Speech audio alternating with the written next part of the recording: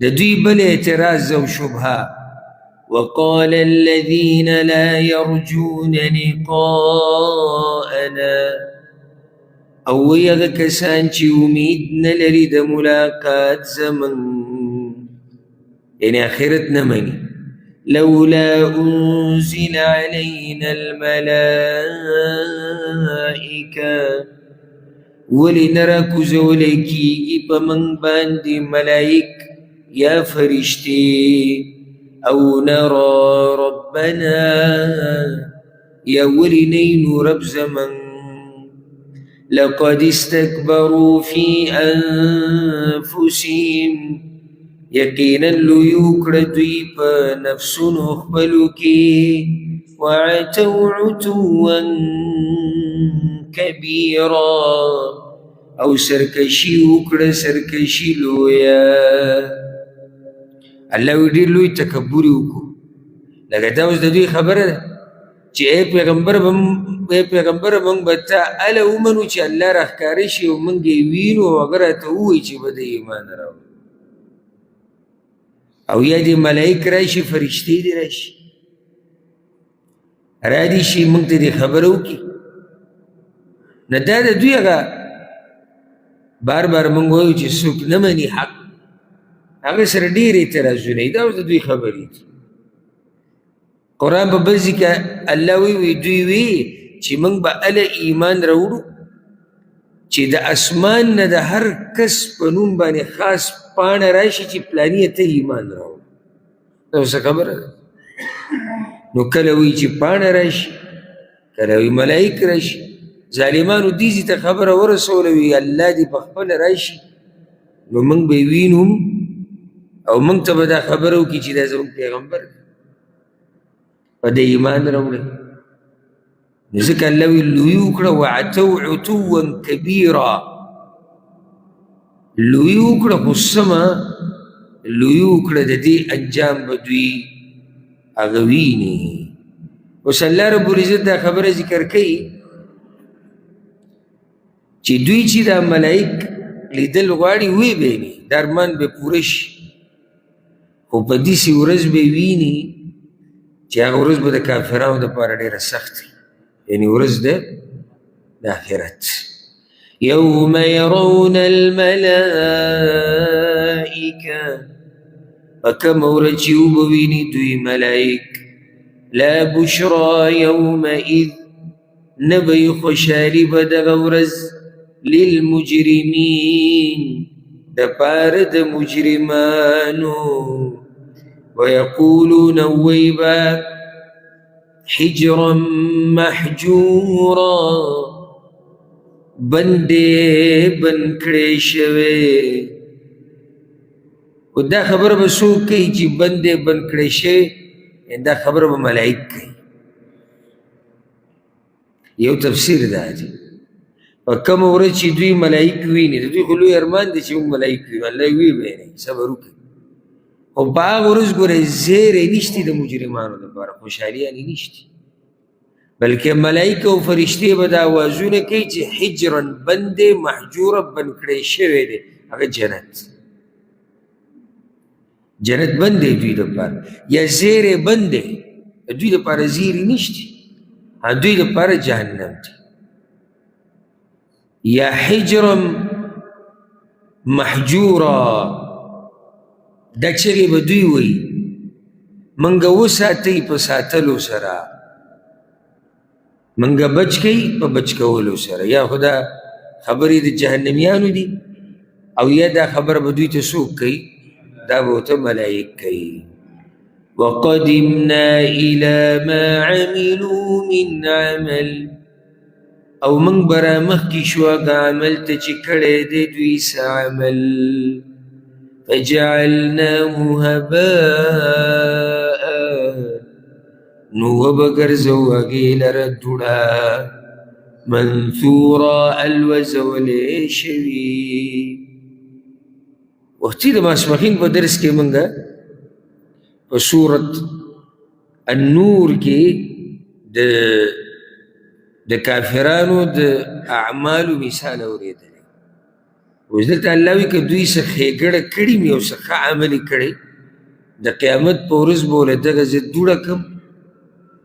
او داسې دوړه لکه دوړه الوځولی شي ولې دا عمل دوی له فایده نه ورکوي عقیده ورسره نه وه ایمان ورسره نه او دا خبره په ډېرو ځایونو کې ذکر شوه تفصیل ته ضرورت نشته اصحاب الجنه جنت والا یومئذ په دغه ورځ خیر مستقرا غوره دي په اعتبار د ځای د اوسېدو و احسن مقیلا او ډېر ښایسته دي په اعتبار د ځای د آرام جنتیان چې دي د هغوی هغه ځای د اوسېدو الله وایي ډېر غوره دی د هغوی د دمې هغه ځای چې دی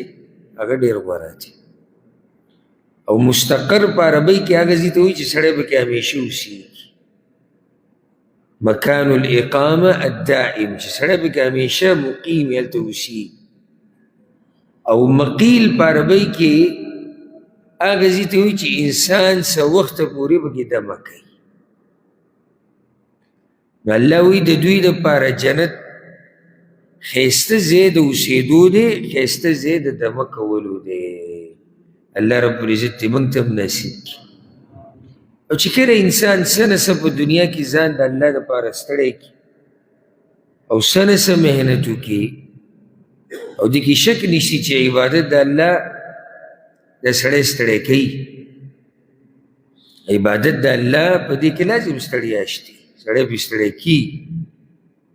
خو بیا هغه دمه هغه انسان ته چې کومه په آخرت کې میلاویږي نو د هغې د لاسه د ده نه د دنیا هر غم هر مصیبت هر تکلیف هغه هر څه تیر شي نو الله رب العزت اوس بیا د قیامت بعض مشاهد او مناظر ذکر کوي ويوم تشقق السماء بالغمام او په کومه ورځ چې وبچوي اسمان په وریځو سره ونزل الملائکة تنزیلا او راکوز بکړی شي ملائک په راکوزولو سره په هغه ورځ به اسمان ټوټې ټوټې شي بالغمام په سبب د راښکاره کېدو د وریځو دا وریځې به پکې راښکاره شي داسې چې اسمان به ورسره ټول څه شي ټول به چې دی وچاودي او قیامت ته نږدې دا نظام د ځمکې او د اسمانونو د هر څه به ګډوډ کړي د دې باره کې مخکې تفصیلي خبره شي دویم دا چې ملایک به ټول راکوز شي هغه ملایک به هم راکوز شي چې هغوی چې ته راکوز شوي نه دي ټول به راکوز شي او په صفونو کې به ولاړ او د اخرني کله چې موږ د اخرنۍ سپارو ته واوړېدو که نه نو دا بحث او دا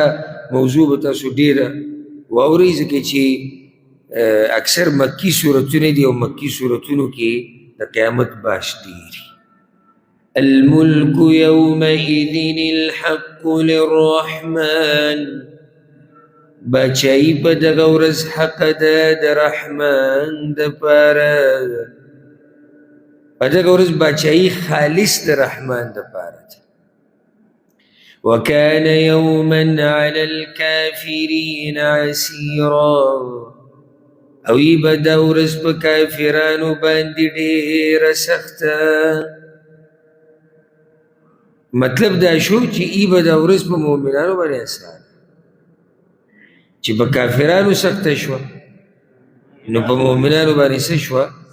اسانه شوه الله دې هغه ورځ موږ ته اسانه کړي ويوم يعض الظالم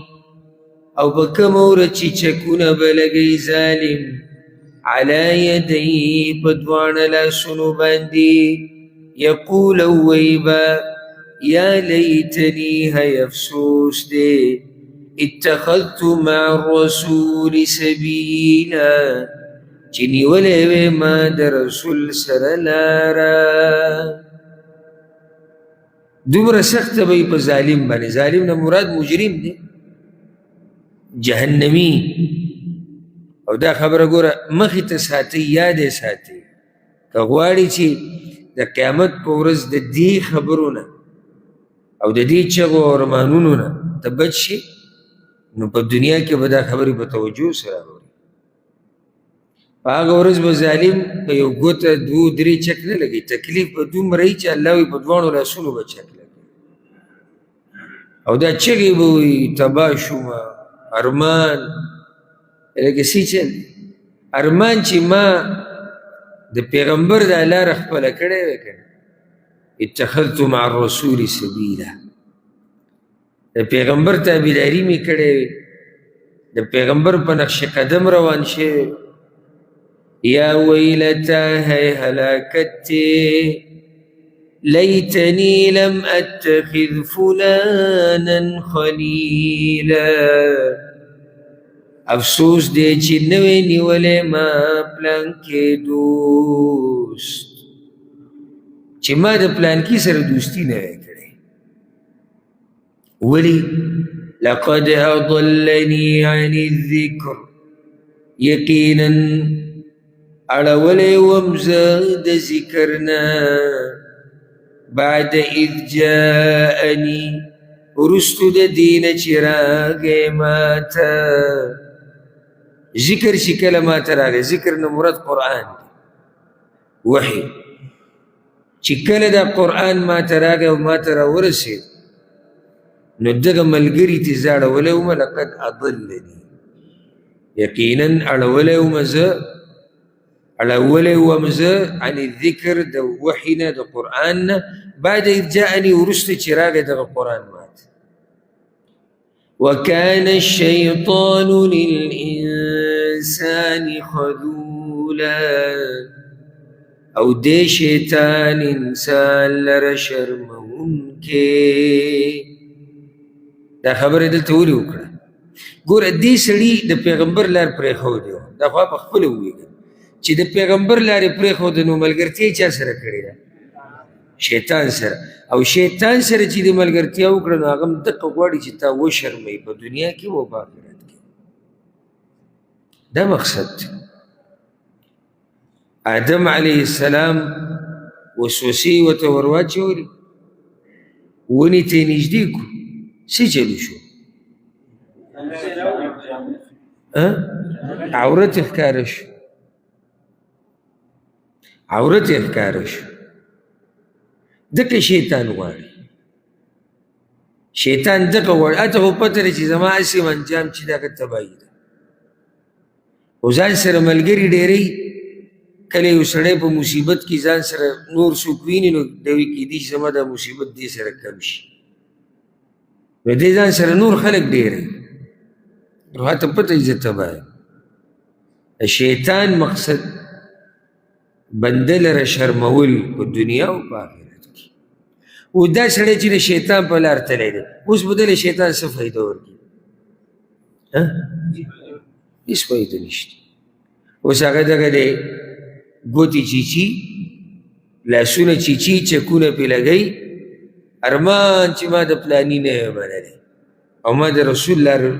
نیولی او ما د نیکانو خلکو خبره منلی او په دنیا کې خو چې نیکانو خلکو به نصیحت کوو د به ورسره تندی تریو شو د بعضو د شیطان سره داسې یاري دوستي ده که نه چې دا خو پرېږده چې دیندار ورته نصیحت وکړي دینداره سړی چې هسې په مجلس کې ویني طبیعت یې خراب کړي ډک مجلس به دی به پکې نظر چولې را چولې چې داسې ویني چېرې دا سړی دینداره دی خبرونه یې پته لګي ناستې پاستې نه د مخ نه به د ده طبیعت ګډوډ شي سوچ وکړه چې دا سړی یعنې په کومه مرتبه کې دی ځه دومره د ده چې دی د الله د دین سره ورانه ده د الله د لارې سره ورانه ده د یو نیم سړی صحیح ده د الله نه لري خو داسې نه وي چې د الله سره داسې نالګي بلکل او دا دیني بدي شي والعیاذ بالله نه صحیح د خپله کمزورتیا مني خو د دې یو نیم ته سړی حیران شي سمه دوستي د شیطان سره او پرېښودي د رحمان لار بلکل لګي نه د رحمان د دوستانو سره او د رحمان د لارې سره او په هغه ورځو به یې سړی څه کوي په هغه ورځ خو زموږ په کار راځي صرف یو ذات او هغه رحمان دی شیطانان که هغه پیریان دي او که هغه انسانان دي او دا خلک چې دا اوس لګیا دي که نه تا د الله د دین نه اړئ او کوشش کوي چې ستا دا دینداري ګډوډه کړي او دوی کې هېڅوک ورته ستا په کار نه راځي په آخرت کې هغه پلار دی مور دوست انډیوال ملګری همزولی هر څوک چې دی دی ورته ستا په کار نه راشي